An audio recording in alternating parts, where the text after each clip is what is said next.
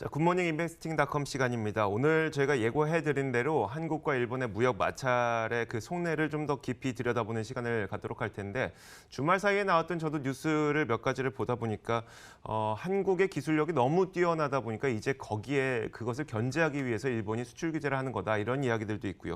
자, 그 속내를 좀 자세하게 들여다보도록 하겠습니다. 인베스팅닷컴 허재범 지사장과 함께 이야기 나눠보겠습니다. 어서 오세요. 안녕하십니까. 네, 안녕하세요. 네.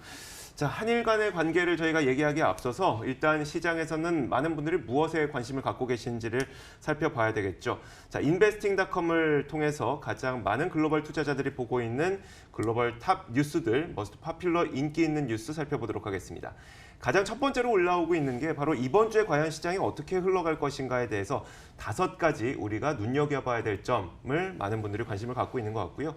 뭐 그 아래는 에너지에 대한 가격 그 전망, 여기에다가 오늘 아침에 저도 이 뉴스를 봤었는데 이란이 또 한 척의 그 유조선을 포류했다는 납포했다는 소식이 전해지고 있습니다. 이라크 유조선으로 유조선이라기보다는 그 밀수를 하는 네네. 소규모의 선박입니다. 밀수하는 예. 소규모 선박. 그러니까 지금 아직 서방 측에서는 그 대꾸가 없는 거죠. 네, 알겠습니다. 자, 탑5 뉴스. 과연 우리가 이번 주에 관심 가져야 될 가장 중요한 5가지 뉴스는 무엇인지 지금부터 살펴보도록 하겠습니다. 자, 일단 제목만 살펴드리자면요. 먼저 무역 분쟁의 긴장감이 얼마나 심화될 것인지를 주목해야 된다는 것이고요. 그리고 중앙은행들, 뭐 노르웨이, 뉴질랜드, 오스트레일리아 이런 그 중앙은행들이 또 이번 주에 정책 회의를 갖기 때문에 거기에도 관심을 가지라는 얘기. 미국의 연준에서는 과연 어떤 이야기를 이번 주에 할 것이냐. 제임스 블라드와 그리고 찰스 에반스가 이번 주에 연설을 앞두고 있습니다. 유럽의 경제 지표와 마지막으로 기업들의 실적 발표가 좀 느려질 수 있다. 이런 점들을 이번 주에는 꼭 관심 가져야 된다는 얘기네요. 예. 일단 이 부분은 간단하게 넘어가는 걸로 이제 요점만 정리하도록 하겠습니다. 네. 우선 지난주 금요일 날, 목요일이죠. 트럼프 대통령이 트윗으로 중국 3천억 달러 상당의 중국 제품에 대해서 10% 추가 관세를 부과할 수 있다는 그런 언급이 있었죠. 네. 그리고 금요일 날 중국은 아시아 시간에서 적각 보복에 대한 언급이 있었고요. 그리고 금요일 장중입니다. 미국 주식시장 장중에 트럼프 대통령이 CNBC와의 인터뷰에서 중국이 긍정적인 조치를 취하면은 네. 지금 10% 관세 부과에 대한 내용을 9월 1일부터죠. 연기하거나 중지할 수 있다는 그런 언급을 했습니다. 여기서 긍정적인 중국의 조치라고 하는 것은 네.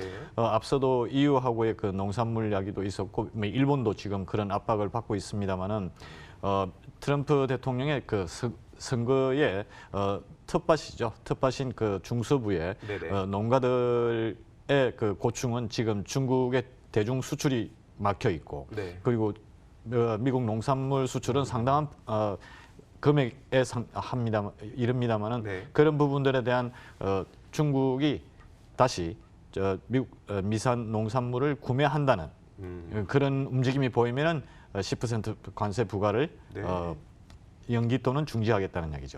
중국이 어떻게 나올지 한번 봐야 되겠네요.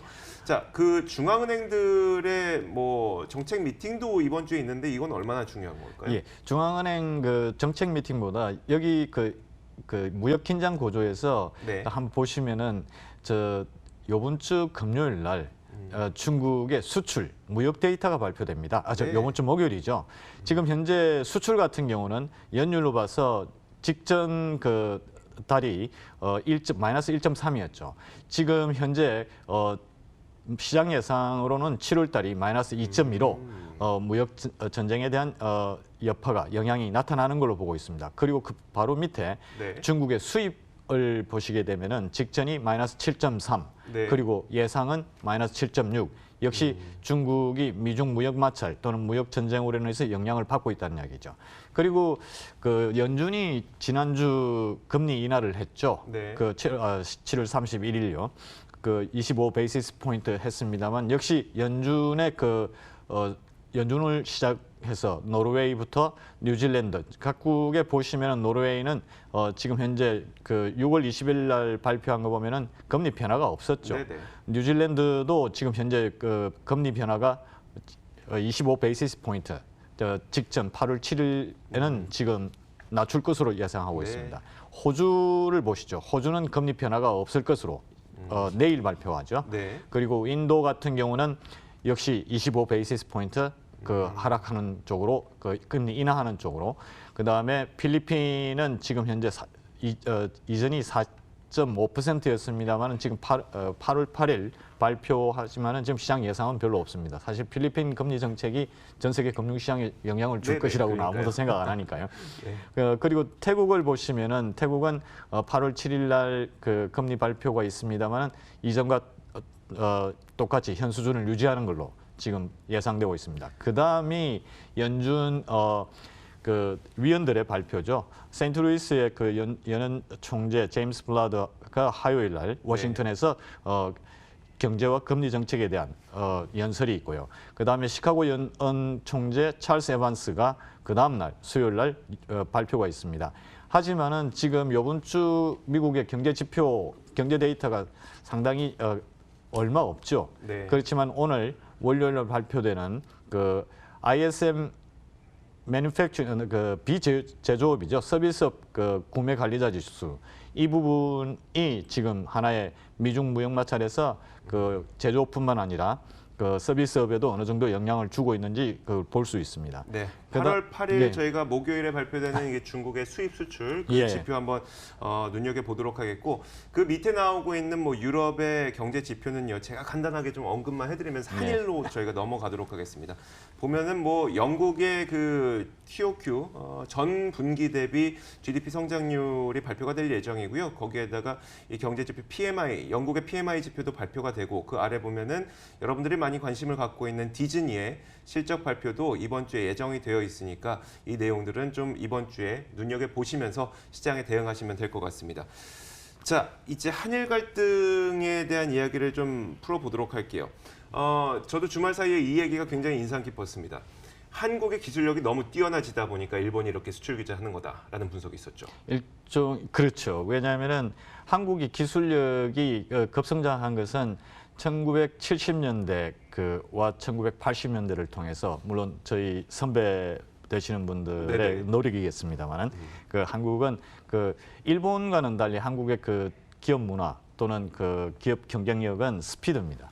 그렇죠. 일본은 항상 그 협상하는 데도 신중하고 하지만 그 협상이 이루어지면은 아주 긴 오랜 관계를 유지하는 일본 기업의 성격이 있습니다만은 한국은 그 수출 물량을 맞추기 위해서 심야에도 일을 하고 네네. 그 당시에는 그리고 주말에도 일을 했었죠. 그렇게 함으로써 전 세계가 한국의 그 수출 물량을 납기를 맞추는 그런 문화에 대해서 상당히 경이로움을 나타냈었죠. 이제 그런 부분이 있습니다만은 일단 지금 한국의 기술력 같은 경우는 미국이 중국을 지금 중국의 기술 굴기에 대해서 지금 어느 정도 규제를 하고 있죠. 하지만은 일본은 벌써 1970년대부터 그 중국에 당했습니다. 미국에 당했습니다. 1970년대는 그 미일 직물, 즉 섬유 협상이었죠. 그리고 1980년대는 그 미일 반도체 협상이었습니다. 자, 이 시대적인 배경을 보면은 미국과 일본의 그 섬유 무역 마찰이 있었을 때 가장 특혜를 본 것은 한국입니다. 한국이었겠네요. 그 당시 제일 합섬이죠. 삼성의 모체였던 삼성의 계열사였던 그 제일 합섬이 제일모직이라고. 제일모직이 가장 큰 혜택을 받죠. 네네. 즉 미국으로 일본이 규제를 당하니 미국으로 직수출을 못하니까 한국의 그 기술 공장과 한국 회사와 손을 잡고 한국을 통해서 우회적으로 미국에 수출을 하는 길을 턴 거죠.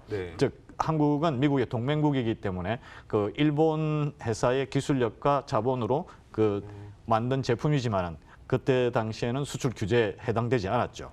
그리고 1980년대 또 미국과 일본의 반도체 전쟁이 있었을 때 그 당시에 저희 삼성전자죠. 삼성 그 당시에는 삼성 반도체였겠습니다만 삼성 쪽으로 많은 기술력과 자본이 넘어갔었죠. 그렇게 함으로써 일본의 반도체가 미국으로 직수출이 안 될 때 한국을 통해서 간접 우회 수출을 하는 그런 형태를 하는 과정에서 일본은 한국을 그 당시 어느 정도 그 기술력과 자본력을 주게 되면은 한국이 그렇게 쉽게 그 캐치업, 즉 따라올 것이라고 생각은 안 했었는데 네네. 한국의 그 기술력이나 그 노동력이나 그 고학력의 노동력이죠. 네네. 그리고 또 한국의 스피드, 즉 일본의 기술력을 그 빨리 답습하는 한국의 그 노동력 그 인재들이죠, 인재들이죠. 인재들. 네, 그런 분들이 계셨기 때문에 일본은 지금 현재 반도체 시장에서 비메모리 부분은 일단 뭐 지키고 있습니다만 메모리 부분에서는 상당 부분 한국의 그 SK나 그다음에 저 삼성전자의 시장을 내어주게 됐죠. 일본이 그런 역사적 배경을 갖고 있기 때문에 억울한 감정은 알겠어요. 그러나 그 화이트리스트에 이번에 그 화이트리스트에서 배제를 하게 된 것은 그러면 그냥 억울하기 때문에 이제는 우리가 돈 벌 거야라고 하면서 했다고 하기에는 표면적으로 그런 설명도 나오고 있지 않고 그 속내를 뭐라고 봐야 될까요? 지금 현재 그 속내를 여러 전문가들이 분석은 하고 있습니다만은 현재로서는 일본 그 정부뿐만 아니라 일본의 체계, 일부 체계죠. 큰 네. 기업 같은 경우는 한국의 기술력이나 한국의 그 제조업이 이제는 더 이상 무시하지 못할 정도의 수준에 이르렀고 네. 앞으로 이 상태를 방치하게 되면은 결국은 일본의 제조업 또는 일본의 그 경쟁력이 그만큼 위축될 수 있다는 그런 부분에 대해서 어느 정도 제재 그 견제를 하는 게 아닌가 하는 그런 생각도 듭니다. 네, 그 미국이 그 중국의 기술 굴기를 견제한다고 시장에서 평가를 하고 있지만 미국도 사실 그렇게 얘기하고 있지 않잖아요. 그렇죠. 네, 그리고 일본이 우리나라에 그 수출 규제를 한다고 했을 때도 사실 한국의 기술력이 높기 때문에 우리가 수출 규제를 할 거라고 표면적으로 얘기는 하고 있지 않으나 시장에서 그 해석을 하고 있는 것처럼. 네. 네. 근데 지금 현재 제가 조금 의문스러운 것은 그 지난 목요일 트럼프 대통령이 중국의 3천억 불 상당의 그 제품에 대해서 추가 관세 이야기가 나왔고 네네. 그 다음 날 금요일이죠. 네. 금요일 일본 가기에서 한국을 화이트리스트에서 제외한다는 발표가 나왔습니다. 네네. 즉 미국 입장에서 보면은 지금 현재 그 무역 갈등의 주 대상국이 중국이 되는 거죠. 네. 근데 일본은 뒤늦게 시작했습니다만은 미국과 똑같이 한국을 그 대상국으로 보고 지금 어느 정도 억지와 생태죠. 뭐 그 명분이 없는 네네. 수출 규제가 되니까 그러니까요. 그런 형태에서 지금 하고 있습니다만은 어떻게 보면은 미국과 일본이 서로 암묵적인 관계에서 각 그 자기네들이 가장 건드리기 그 쉬운 또는 건드리기 또 그 견제를 해야 될 대상국을 중국과 한국을 정해놓고 지금 같은 어떤 시나리오나 로드맵을 만들고 지금 움직이는 게 아닌가 하는 생각이 듭니다. 즉 그 이야기는 지금 한국에서는 그 지소미아 등 그 한일 군사 정보 협정이죠. 네네. 그런 부분을 내세워서 지금 미국을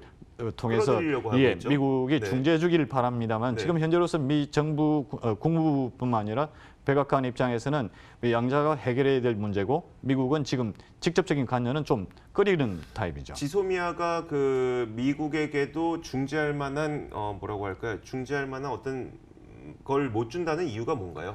저 지소미아 같은 경우는 그 한일 그 군사 정보 협정 협정이죠. 보호 네. 협정입니다. 즉 그 이야기는 한국이 일본에 줄 수 있는 정보, 그다음에 일본이 한국에 줄 수 있는 정보. 근데 미국이 중간에 있기 때문에 네. 즉 한국은 미국을 통해서 미국의 모든 정보를 우리가 취득하고 있는 네네. 대북 관계 정보를 제공을 하게 되죠. 또 미국도 저희 한국에 제공을 하고 네. 그다음에 또 일본도 똑같은 입장입니다. 그런데 지소미아가 과연 어느 정도 실효성이 있는가의 문제는 조금 그 내용을 따져봐야겠습니다만 1년에 한 10건 정도 내외의 그 정보 교류이기 때문에 네. 그 정보를 저희 같은 경우 또 일본 같은 경우 미국을 통해서 얻을 수 있다는 부분이 하나 우려가 됩니다. 네, 그렇기 네. 때문에 미국이 굳이 지소미아 때문에 우리가 중재에 끼어들어야 돼라고 생각 안 할 수도 있다는 거죠. 그렇죠. 네. 그리고 실제 미국이 걱정하는 것은 한미일 안보 그 동맹이죠. 동맹이죠.